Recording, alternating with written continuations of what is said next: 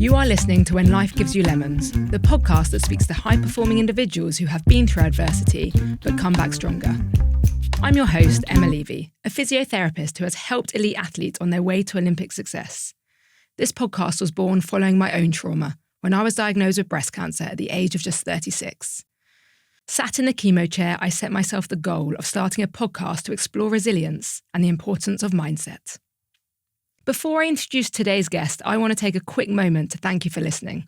This is now season 6 of When Life Gives You Lemons, and I couldn't have kept it going without my listeners. If you enjoy listening, please remember to press the subscribe button, which you can find on all major listening platforms. Also, a reminder, you're able to watch all of our episodes on YouTube, and you can subscribe there as well to make sure you don't miss any of our new content. You can also follow us on Instagram at Life Lemons Podcast. Now on with this week's show. Today I'm welcoming Ross Austin to the podcast. Ross is an ex-army commando who suffered life-changing injuries whilst on tour in Afghanistan in 2008. Following a 2.5-year rehab stint in Headley Court and a subsequent battle with his mental health on discharge from the military, Ross came through those challenging times to flourish, first becoming a member of the Team GB powerlifting team and now competing competitively as an adapted CrossFit athlete. Ross, thank you for chatting today. Thank you for having me. Can we start at the beginning of your story? You were a commando in the British Army. What motivated you to join the military? So I was always, fit and strong, and I played many sports. And at the time, I'd just finished college. I'd done health and fitness at college and sports science. Initially, I wanted to be a PTI, but obviously at the time there was no jobs knocking about. PTI is a personal trainer, yeah. Cool. So non-military. Yeah, non-military. So this was before the military, and at the time I couldn't find anything. And I had cousins in the military, and they were like, "You're fit, young, perfect for the military." So I started obviously looking at the military and what it had to offer, and it went from there. Cool. And then your first tour was to Iraq, is that right? Yeah. So after, so I initially joined the Royal Engineers because the reason I wanted to join that regiment is because you can go and do trades as well. So you're not just a soldier. You can go and learn trades that you can use potentially in civil life after. So I went and got all my trade courses and stuff, did all that, did my combat engineering. I then wanted to do the commando course. Obviously went and passed the commando course. And then once you pass the commando course, there's only one military unit that's based in Devon that if you pass the course and you're part of that unit, that's where you get based. What does it mean to be a commando? Well, it's the hardest course in the military. So obviously, the pass rate's not that high. So it's an honour to earn that green beret. Is it quite physical? You've got very physical. A real physical. Yeah, not only physically. Obviously, you've got to be a really good soldier, pretty switched on. You've got to, all your drills and that. So it's a tough course. Okay, so you moved down to Devon, and you're quite young at this point. So I would have been about 18, 19 when I passed that, and then got posted down to Devon where my unit as a commando engineers are based. Mm-hmm. And how long do you stay there to train before you are then sent out on tour? So normally you'd do sort of 6 months, 2 years worth of training before. So I got there in, I think it was January, and then obviously Iraq had kicked off, and within a couple of weeks I'd literally got posted to my unit. Everyone was pretty much either in Iraq already or was about to go. So got there, they were like, "Don't unpack because you're not staying." And so like hardly any training? No, literally straight out pretty much. And you're a young guy? Young guy, no, about 18, 19 at the time. So what are your emotions at that point? I was excited, I'm not going to lie, I was excited. At the same time, I was scared because obviously, I didn't think I'd get straight to the unit and then be posted straight off to war, obviously. But, you know what you're signing up to when you join the military, and that is a possibility. So, yeah, there was a lot of mixed emotions going through. I had JJ Chalmers on the podcast, as a broadcaster. I know JJ very well. Yeah. So he was an ex-Marine, and he told me, and I didn't realise this, that before they're posted out, they're told that there's a 1 in 8 risk of serious injury or death. Yeah. Is that the same? Yeah, it's pretty much the same, yeah. Because being a commando, obviously we get attached to the Marines. Obviously we provide combat engineering to the Marines. So yeah, there is that risk there. So 1 in 8 risk, it's pretty high odds. So as a young 18, 19-year-old who's not been trained at all, Yeah, just literally done basic training and done a commando course, obviously course after course after course, and then get to unit, and then you get pretty much straight to Iraq. Yeah, so I suppose you grow up quite quickly in those moments. Yeah, you don't have a choice. And how was that first tour out to Iraq? It was interesting. Obviously, we all knew what the reason why we was out there. Obviously, at the time, we didn't find anything. But yeah, got attached. So I actually when I got out there, I then got attached to the dive team. So previously, before I joined the military, I'd done all my diving courses, so like my BZAC and my PADI. It was like scuba diving. Yeah, So obviously, they do have, especially in the engineers, they have dive teams at certain regiments. Obviously, so everything a combat engineer can do on ground can pretty much do underwater. So I got attached to the dive team straight away, and then I spent the sort of 4 months with them in Iraq looking for underwater mines and blowing up ships that couldn't be reused and just lots of different cool stuff like that. I mean, I could kind of imagine an 18, 19-year-old boy be like, this is so cool. Yeah. I mean, you think you're pretty alien, you're pretty cool at the time, but obviously, you got a job out there to do at the end of the day, and you all look after each other and hope that everyone comes back in one piece. Yeah, and that tour, you did all come back in one piece. Yes, so Iraq, we came back, and then literally straight away, obviously, Afghanistan was pretty much on the radar. I think we then did 2 years worth of training for the build-up for that, and then I went out on Herrick 5, which would have been about 2005 or 6, was my first tour of Afghanistan. How did that compare to Iraq?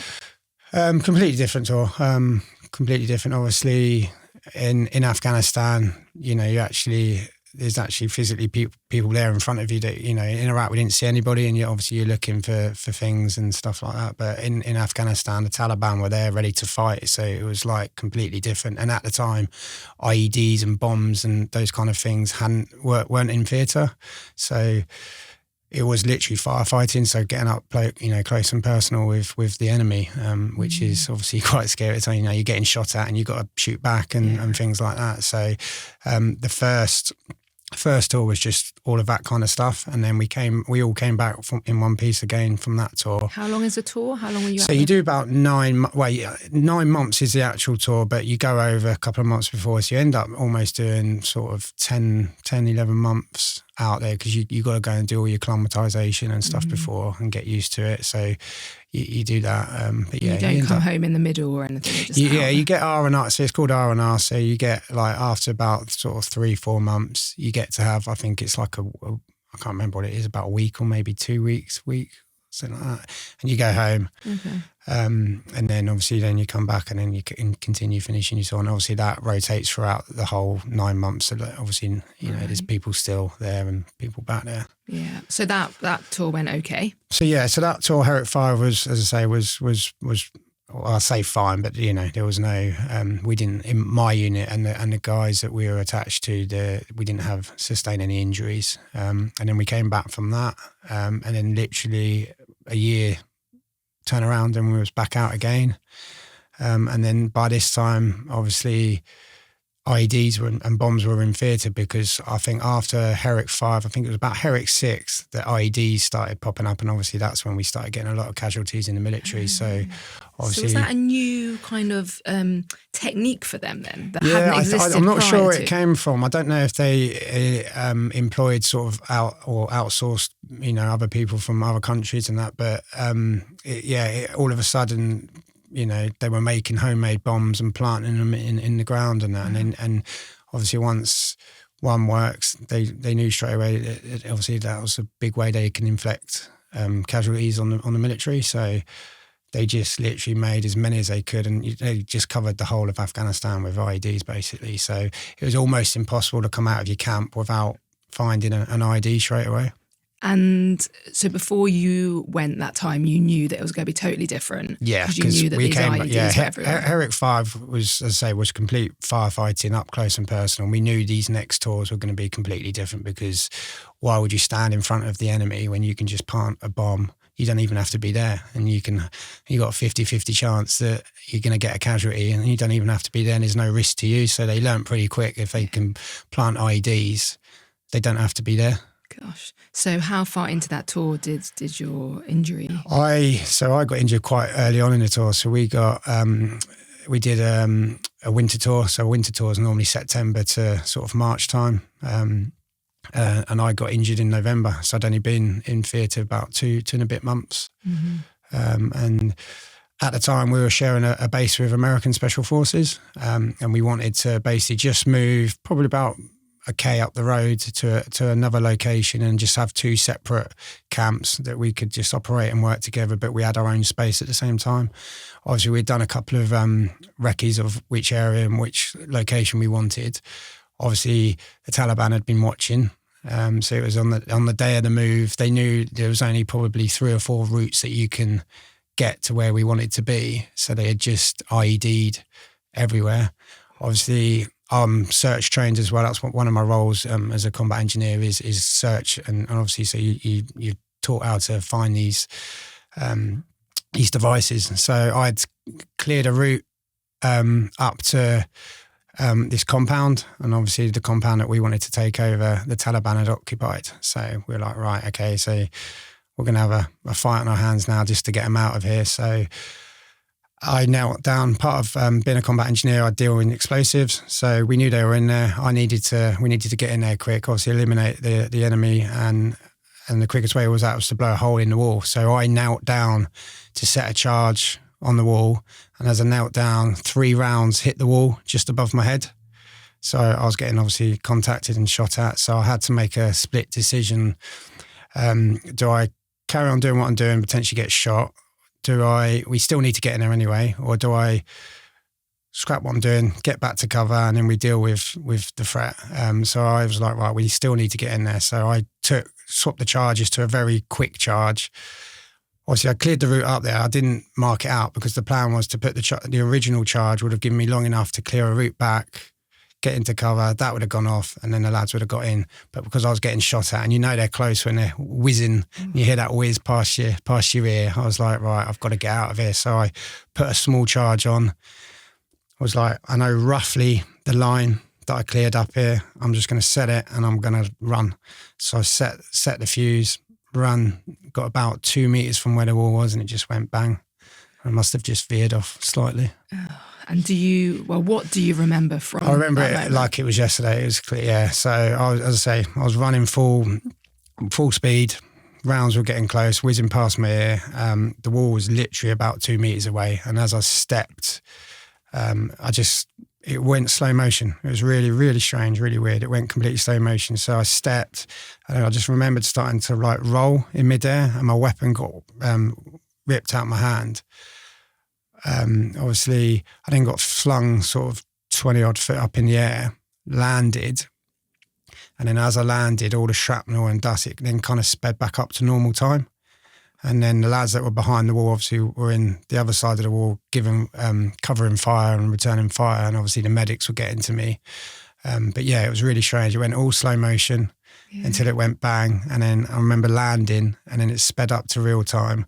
I didn't know my injuries as such. I didn't even know I'd hit an IED. I thought I might have trodden on a mine, because obviously Afghanistan was full of mines as well from previous conflicts. So I didn't know exactly what had happened. And part of me as well, initially, I was like, did I set a charge too quick? Did it catch me up before I got back? So initially, I thought, have I made a mistake here? And then it turned out that I'd trodden on a pressure pad IED. Now, pressure pad IED, your body weight triggers it. So, and it's only small metal contacts that are really hard to find, even with a detector. So you only need like 2 pin tops to touch each other, and that's enough and your body weight, and that's enough to detonate it. So I trod on it with my right leg, hence the laceration. I lost half of my foot, and the charge actually came in from the right hand side. Now they say that the charge, they buried it in the ground like they would do as a directional charge that would normally be put in the side of the road to take a vehicle out. Now, if they had just planted the ID, then there would be nothing left. I wouldn't be here. But the fact that they packed it in 3 sides to come out a certain direction and the fact that I was running full pelt probably saved my life. So as I trod on it, set it off, my momentum helped carry me away a little bit. And the fact that the blast was only coming from one direction instead of just going like that actually, contributed to me still being here. So do you remember the pain straight away? No. So as I say, I remember landing, everything sped back up to normal time.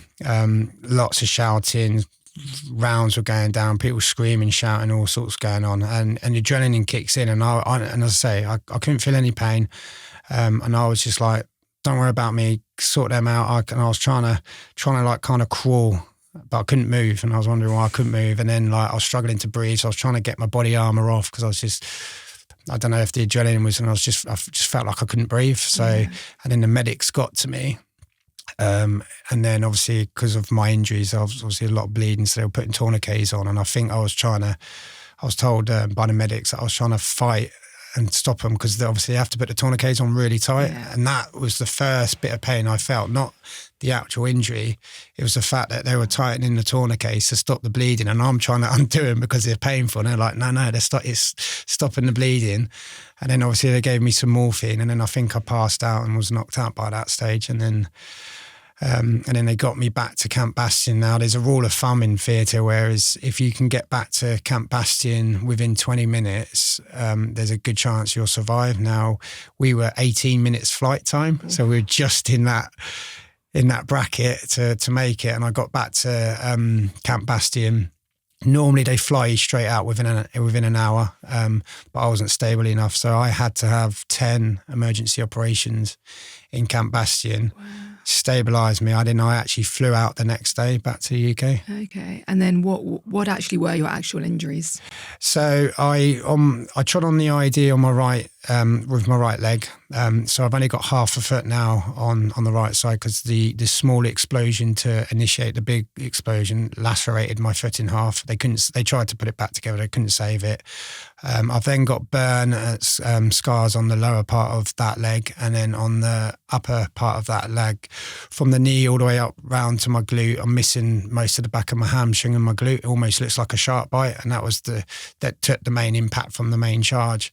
And then as I stepped with the left, the explosion then hit me from the knee on that side. Now, I didn't lose the leg straight away. It was kind of dangling in a bad way, and they spent probably about a year trying to save it. And then after that, we realised that we weren't going to. So they tried for a whole year? They tried for a whole year. I couldn't put any weight for it at all, and I was just in so much pain. And I was like, and then by that time I knew obviously from previous tours that, guys that had survived with life-changing injuries were at Headley Court walking on prosthetics and that. And I was like, if I want any kind of quality of life, I'd rather have a prosthetic leg and not be in any pain. So we did try for about a year, but just wasn't having it. So they amputated it above the knee or below above the knee? Because I lost most of the knee. Obviously I had plates and pins in it, and they said you don't necessarily need to have a prosthetic leg. We can give you a full knee replacement, but they said because of your age and how active you'll probably be on it, you're going to probably trash that, and you'll probably need a new one within about 5 years. Then the operation becomes twice as difficult and more complications and least effective. So I just said, look, I saw 3 different specialists. I said, am I going to, at some point in my life, whether it's 5 years, 10, 15, 20 years, am I going to have a prosthetic leg? And everybody said at some point you will need a prosthetic leg. I said, well, I'm getting rid of it now. I'm not going to, why would I waste time, operations, rehab to eventually have to go through all this anyway? So I just said, well, get rid of it now. And I made a decision to get it done there and then. Was that a hard decision to make by yourself? No, because I was in so much pain. And it was probably the best decision I ever made, because the actual night of the operation after it was the best night's sleep I'd had, because I obviously had pain, but it was a different kind of pain from what I'd been obviously put up with for a few years. Yeah, I've worked with other amputees who have said that, once that painful limb is removed, it's kind of a relief. Yeah. So as I say, it was the best night, that night of the operation was the best night's sleep I'd had in about 2 years. And you were in Selly Oak Hospital initially, weren't you? Yeah, so I was in Selly Oak for 6 months in intensive care, because obviously this wound's quite big and open. I was getting quite a lot of infections and they were struggling to close it. And I had, I think in total, 48 operations in total, lots of skin grafts. They just couldn't close the wound. It took a long, long time. And then after 6 months, they were like, right, there's not much else we can do for you. So obviously he sent me off to then Headley Court, where I spent 2.5, 3 years doing my rehab. So you were actually in Headley Court. I wanted to ask you were actually there for 2.5, 3 years. Yeah, but you don't do, so you do 3 to 4 weeks intensive physio and rehab at a time. And then you go home for a week or maybe 2 weeks, depending on if you need a bit longer rest. And obviously because of the bed space, they're rotating soldiers through. So you'll do 3-4 weeks solid physio, go home for a week or two, chill out, come back, do another 3-4. And I did that for nearly 3 years. It's a long time to be in rehab. Yeah. Do you think that was because you were struggling, because your good in inverted commas leg was not very good? Yeah, probably. It took a while. And even when I was at my first year at Headley Court, I still was going back and forth, getting skin grafts. So I was still having operations, which then obviously put me back a little bit more. So yeah, it was a long process, but some of the best 3 years I had. Oh, really? So you enjoyed that process? Yeah, because you're all back in the same boat. You know, obviously you haven't really got time to be feeling down. And if you are feeling down, you could only just like look left or right. And there was lads there that had, 2 limbs missing, 3 limbs missing. So we always could pick each other up. So if you like you was having a bad day or whatever, they knew exactly what you're going through. They knew the right things to say because they're going through it themselves. And we just looked after each other. But at the same time, in the military, we have banter. So we'd have a laugh. So like I'd come in, go for a shower, I'd come back and I'd be like, why is my shoe off my prosthetic foot? And then I'd take the sock off and they'd painted my toenails in luminous pink marker that I couldn't get off. And then one lad would go for a shower and I'd put his wheelchair in the lift and send it to the bottom floor and he'd have to crawl and get it. But that's just the military banter. But that's what helped us get through it. Yeah. And then obviously you're doing 2-3 hours of physio with your physio and you have the same physio for the whole time until you leave. So, you build a relationship with that person. Obviously they're helping you get up and walk and that. And then obviously you're doing your circuit, trying to get some sort of fitness back. And then obviously there was activities to do outside of physio if you wanted. So I went and learned sit down water skiing. I did loads of different things. So actually the 3 years were good fun. Yeah. Even though I'm not trying to build my life about it, actually I had fun and it was good. But then you talk about how when you left Headley Court, that's when your mental health challenges started. Yeah, the problem is when we was at Headley Court, they just concentrated on the physical side of things. They didn't really touch the mental side of things. And is there no help at all? You don't see psychologists? Or? I can't answer for after my time. I know things do change and things probably did change. But the time I was at Headley Court, if you started talking about anything about mental health, the only options or the only bits you did is you might go and see your occupational therapist for half an hour. They'd put you on a chair with some earphones in and you'd listen to some like waves or some dolphins. Some relaxation. And I'm like, okay, yeah, that's put me to sleep for half an hour, but it hasn't solved my mental health problems. So we didn't really do much mental health side of things. So yeah, so when I eventually got medically discharged from the military, so I went from having a full career in the military to then obviously getting injured, being with the lads for another 3 years, obviously, doing my rehab, to then get medically discharged, sent home, not seeing anybody, not leaving the house, didn't have a job, and that's when it all kind of spiraled out of control. Gosh, it sounds like they really were back there missing a trick. But I think with the military, I mean, I loved my time in the military, but I just think as a whole for years, you can probably go back to the first Gulf War. They've got, veterans now are struggling with mental health from the first Gulf War. So I just think it's one of those things that's always been a problem. What about back then if you were struggling from PTSD? Would that have been dealt with differently? Well, PTSD, that wasn't even a label really when I'd got in, it was just like you've either got mental health issues, but then obviously when I got medically discharged after, it wasn't until then when they were like, right, obviously soldiers are now actually getting diagnosed with PTSD. So I never had that that at all. So what challenges did you face then with your mental health on discharge? So as I say, I went from being around everybody, having things to do, a reason to get up every morning, to being sent home, because unfortunately, when you get discharged, that's it.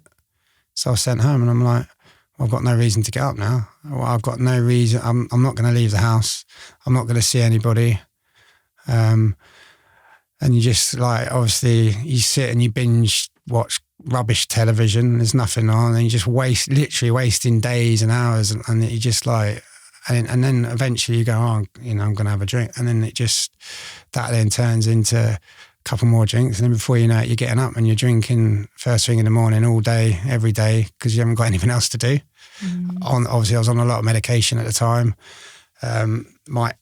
My wife at the time, is my ex-wife now, but at the time we were arguing all the time. And obviously because, I'm stuck in the house and obviously probably very frustrated and lashing out at people because, which is obviously not nice, but that's part of the mental health and that. And then, it just spiraled out of control to the point where I just thought, what's the point in being here? And I did try to commit suicide twice, where I took all my medication that I had. I was on like 40 tablets a day, and I'd literally just grab it all, take it all. But I drank so much, I actually brought it back up because I was too drunk. Gosh, so the first time that happened, no one then referred you to a mental health team? So the first time it happened, you can reach out to, well, the first thing is you've got to admit you've got a problem. And unfortunately, that's the hardest thing. And I never admitted I had a problem. Even though I tried to take my own, I still was like, I'm all right. Don't worry about me. I'm all right. And they were like, you just tried to commit suicide. So I started obviously talking to other veterans that I knew from my rehab and that. And you then get pointed in the direction of charities. But unfortunately, I'm not going to name and shame, but some of the charities aren't very good. And there's some amazing charities out there, but basically, I was given a number to ring. You ring up the number. You do a 20-minute survey Q&A on the phone, and you have to get a certain score. If you don't get a certain score, you haven't got, or your mental health problems aren't I don't know, what do you want to say? Bad enough. Yeah, bad enough to warrant help. So you do that, and then someone will be like, oh yeah, so a nurse will look at your results and someone will get back to you in the next 3 months. I'm like, okay, well, I might try again by then and I might not be here. I was like, so I've got to wait 3 months to find out if I've got a high enough score to then actually, might be able to get some help. I was like, okay, so then, I didn't bother. I don't even think I got the phone call back in the end for 3 months. And I just thought, what is the point of that? I then tried to commit suicide again. Same thing happened. I was just too drunk, brought up all my medication. Didn't obviously learn from the first time. And then I decided I think I just went to my local GP in the end. I just said, look, I'm in a bad way. I've tried to commit suicide twice. I'm drinking. I've taken all my medication. And then I think it got to the point where I was on drugs as well. I was taking cocaine just because the option was there to do it. And I just said, look, if I don't get any help, I'm going to probably keep doing this until I succeed. And in the end, the GP just referred me to, it was like a depression, an anxiety clinic. But unfortunately, they don't deal with people in the military. So I turn up and I was assigned this person, and probably, he asked me what happened. I told him. He just looked at me like I just told him a war story off the TV or something. He was just like, don't even know where to start with you. So I had 15 sessions, which were absolutely pointless. Shame. Because he'd just be like, let's just talk about it. And I'm like, look, I'm quite comfortable talking about it. I said, but if we're not actually going to find a way to kind of get out of this vicious circle, I was like, what's the point? Because I could just talk to you all day about it. The problem's not me talking about it. It doesn't give me flashbacks, or that's not the problem. So why are we having the same conversation every week, 15 sessions? I was like, this is pointless. So I just knocked it on the head. And then I was like, right, I've got to either do this myself and find another way. And then obviously the gym and sport, that's what saved me eventually. Oh, really? Yeah. So how did you then find the gym or sport? Well, I think I just, my son, in those 2 years of my real bad mental health, obviously my son was born. And I think I woke up one morning, I just looked at him. He can't have been more than probably a year old. And I just thought, what am I doing? I've got this beautiful, amazing boy here that needs you. What the hell are you doing? And I was like, right, I've got to find a way to get out of this house. Like, obviously all my friends are at work still, you know, I can't just, even if it's just go for a walk. So it just started, just go for a walk. Obviously I was still having operations and that, so I'd just go for a walk. And then I was like, right, when I was in the military, I was a fit, strong lad. Right, let's go back to the gym. So I started going back to the gym, and then I just got hooked on the gym, just started lifting weights again, getting big and strong, and that was my sort of my release and my out. So every morning I'd wake up, obviously do whatever I needed to do with my son and that, and then drop him off at nursery, and then I'd just go and train all day, and I'd stay at the gym all day just to stay out of the house because I didn't want to go back and fall in that vicious trap again. And then I probably did that for about a year or two. Obviously started making friends at the gym and that, which then obviously helped with my social life a bit more. And then I saw an email came across my desk about powerlifting. Yeah. And obviously powerlifting is just the bench press part of powerlifting, because majority of the athletes have got lower sort of limb deficiencies or injuries. And I thought, I've been in the gym for 2 years, I'm quite strong, I'll give that a go. So I turned up at this local competition in Manchester. All the GB squad guys were there. Obviously, I thought it was just literally you just bench press and that's it. But I didn't realise that, it's got to be the perfect lift. It's down and smooth. There's a pause. There's no bounce off the chest. It can't go like this. It's literally the perfect lift. So I was humbled really quickly. I was like, okay, there's a bit more to just whacking some weight on and pressing it. But it intrigued me. So I thought, okay, cool. I'm going to go back and started Googling and watching stuff on YouTube and stuff. And I thought, I'm gonna give this a crack. Actually, I think I'm strong, but if I can get the technique and that, then maybe there might be something here. Yeah. So then went and entered another local comp. I think I finished 4th. I then did another one, finished 3rd, and then after that, British weightlifting were like, we'd like to invite you to the British Championships up in Coventry. It's the biggest UK, obviously, comp. All the GB squad and the team are there, and obviously all the Olympic lifters are there. It's a big weekend. Do you want to come and compete? And I was like, yeah, brilliant. They were like, just use it as like an eye opener and just have fun and enjoy it. And I was like, okay, cool. And I had like 3 months, and I thought, right, I'm going to train so hard. It's not going to be just a bit of fun. And that was in 2015, and I went up and I won, became British champion. Everyone was like, who's this guy just rocked up? Became British champion, and then before you know it, I was offered a contract, and I was on the world-class program based at Loughborough University, training full-time as an athlete. And I was like, what the hell is going on? That's amazing. Can we just reverse a little bit? Yeah. Because I want to ask you about that switch from basically being suicidal to managing to convince yourself or to motivate yourself to go out for a walk every day. Yeah. How do you think you were able to switch that around by yourself? It sounds like you kind of did it internally. You did it by yourself without much external support. I honestly don't know how I did it. I think, because by that time I was 27, so I was a little bit older. So I don't know if I just had a bit more about me or what, but I knew that if I was going to do this, I'd have to do it on my own. And I'd always like to think I've been quite mentally strong. Obviously, and so I just, like I said, I had to find ways of doing it myself. And obviously, when you're stuck in that rut, you don't want to leave the house. You don't want to go and do things. But as I say, one morning I just looked at my son, and it was almost like a light bulb moment. I was just like, "What are you doing?" And I think if it wasn't for that moment, then I probably wouldn't be here. So it was just that case of, right, you've got a reason to get up, and you've got a reason to live because your son needs you, and that was it. So you were just able to switch your mindset. I just somehow found a way just to switch. Something switched inside me, and it was literally just like that. Yeah. Because for 2 years I tried to find that, leave the house, but I just couldn't. So something just happened, and it happened like that. Yeah. And I love how you say that exercise saved you. Yeah. I mean, I always talk about the positives of exercise. Firstly, as a physio, obviously I've always been talking and raving about it. Yeah. And then when I was ill myself as well, exercise kind of saved me. 100%. And I think it's so good for your mental health. And I train every day now. I will train every day till the day I die, literally. Yeah. So you had a pretty cool GB powerlifting career, didn't you?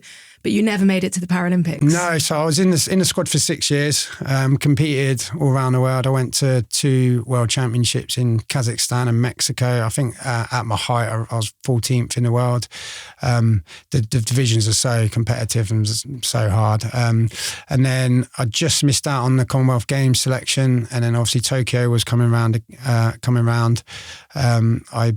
obviously trained and competed and just missed out on selection. Even if you hit the weight required, there's no guarantees you get selected, because with you can only have, in powerlifting, you can only have 1 team member per weight category. So at the time, there was 3 of us in the same weight category, all fighting for one position. And unfortunately, there was a couple of lads who were a little bit stronger than me.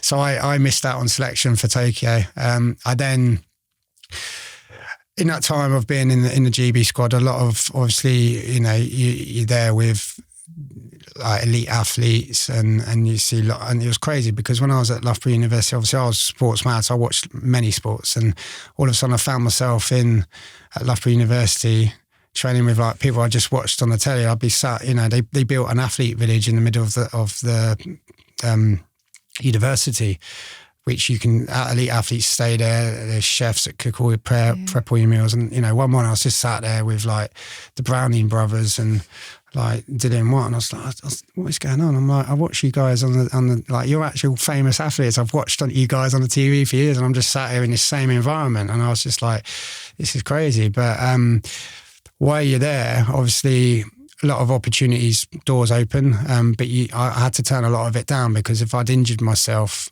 it then would have jeopardised my spot on the team. So when I missed out on the selection for Tokyo, I was like, okay, I've had a good 6 years. I've had some fun here. I've represented my country again. I feel proud. I've done something with my life since being injured. But there is other things I want to do, and I'm hoping that these opportunities might come back. So I retired from the GB squad. Mm-hmm. Obviously, at that time, I had a little bit of social media presence, so I obviously announced it, and then all of a sudden, I got in-flights of these offers of stuff. And actually, a good friend of mine, Carl, who was in the same military unit as me, had just been medically discharged with type 1 diabetes. He got out the military and opened up a CrossFit gym. Now, I didn't know what CrossFit was, so when he saw that I'd obviously announced my retirement, he's like, do you want to come and try CrossFit? And I was just like, okay, let's go and see what this is about. Brilliant. But see, I get powerlifting because, you're injured significantly in your lower body. Yeah. But CrossFit, you need your legs. Yeah. So CrossFit's just a multi-sport, so it touches a bit of everything. So it can, and it's varied. So functional fitness, so you could just use your own body weight. You can do Olympic lifting. You can do gymnastics movements. You can do swimming, running, rowing, cycling. There's so many different parts to CrossFit. So obviously, I didn't know what CrossFit was. So there's a lot of movements and stuff. So I'd just been used to, obviously, like you say, just benching with my upper body. So I was quite big and strong. I wouldn't say I was fit, but I was big and strong. And obviously I wandered into this CrossFit box, met up with Carl that I hadn't seen for a few years, because I used to be his boss in the military. And I was like, now you're going to be my boss, because you're owner of the gym and the coach. And he put me on a rower. And I was like, the only CV I've done for 6 years is probably 5 reps on a bar. So he thought it'd be funny to put me on this rower and row 1,000 meters, and I literally nearly died. I was like, oh my God, what is this CrossFit?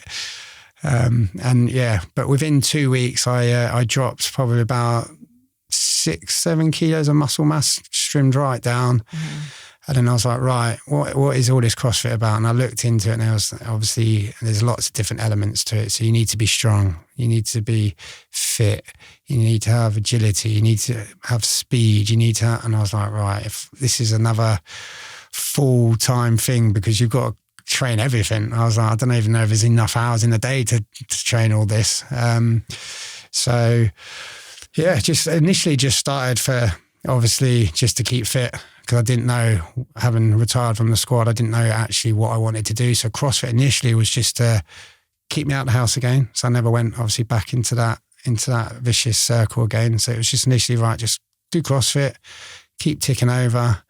Hopefully some opportunities will come and we'll see what happens. And then literally within 3 weeks, CrossFit, because at the time there was no adaptive divisions, but within 3 weeks of starting CrossFit, they announced they were going to do adaptive divisions and everyone was like, it's made for you. You've got to go for it. And I'm like, okay, here we go.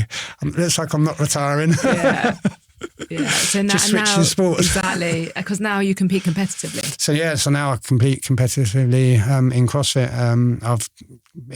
So this is my 4th year at CrossFit now, and I think coming from a sporting background and an elite sport already, I knew what it takes to get to that elite level. So I've found myself pretty quickly sort of in the mix for some of the top and the best in the division in the world already. That's brilliant. Can I ask you, Ross, how is your mental health these days? I would say it's really good now. It's the best it's ever been. So I was injured on the 19th of November. So November's always, you can't forget it. I've got a constant daily reminder. I know the date when it happened, but I try to just crack on as normal as best I can. But family and people that are close to me will all know there's a slight difference in me over that kind of period. Mm. But normally, there's nothing like bad or anything that happens. They just might see my mood change slightly or might be just a little bit more irritable or something like that. But nothing like major for any concerns and that. And then normally once November's out the way, I just fall back. But I don't even know I do it, you see. Yeah. So I think I'm just carrying on as normal. But people will say, oh, November, you're slightly a little bit. So people kind of just leave it to get on with it for a month and then they'll come back. And then, but I don't think I'm any different. But people that know me will say November's just a bit of a quieter month for me. And so do you do anything to try and help? No, I don't. I just try and crack on as normal. I just, like I said, I've got no competitions this year or anything, so I'm back to full-time training after the games and just try and carry on as if it was just a normal month in the year and just do my best. Yeah. You've had like significant challenges over the past few years. If you could go back in time, would you change what you've been through? No. I've said before on many interviews and things that if you told me this was going to be my life, I've done all these amazing opportunities and had all these opportunities. If I had to lose a leg for it, but you'd still be here, then I would have taken it because obviously, when you get injured, obviously a lot of doors close, but a lot of other opportunities and other doors open. So, I wouldn't be doing this now if I hadn't been injured. I'd probably still be in the military or doing something like that. But yeah, I wouldn't change it at all because it's made me who I am now, and I think I've got a great life. So why would I, and that's all because I did get injured. Yeah. And the final question, Ross, that I like to ask all my guests: if you could go back in time to when things were at their toughest, what do you wish you could tell yourself? I wish I'd have done it sooner. It's just like I say. It's hard because those 2 years of my mental health were really bad, and I don't know. I don't know how I got out of it. Just that switch, and it just happened because I tried to find it in those 2 years. So if I could go back and tell myself, I don't think it would have made any difference because, I don't know how I got out of it. I was lucky to get out of it because we lost a few friends over the years that weren't so lucky. Yeah, so sometimes maybe it's just time as well, isn't it? Yeah, I suppose, timing and just it wasn't my time. It wasn't meant to be. Yeah. Ross, where can people find you if they want to know more? So I'm on Instagram at Austin59, but that's my main social media channel that I use. But yeah, if you want to follow my journey, you can follow me on there. Amazing. Thank you so much for coming to us today. Thanks for having me. Stories like yours are what made me want to start the podcast in the first place. To demonstrate that out of like despair can come hope and incredible things. Yeah. So really, thank you very much for talking to us. Thank you for having me. I really hope you enjoyed that chat with Ross this week. I think he's an absolutely inspirational guy. I really enjoyed the conversation. Please let me know what you think. Follow us at Life Lemons Podcast. Subscribe to the podcast on all major listening platforms. And you can also watch us on YouTube. And if you do enjoy watching it, please subscribe on our YouTube channel.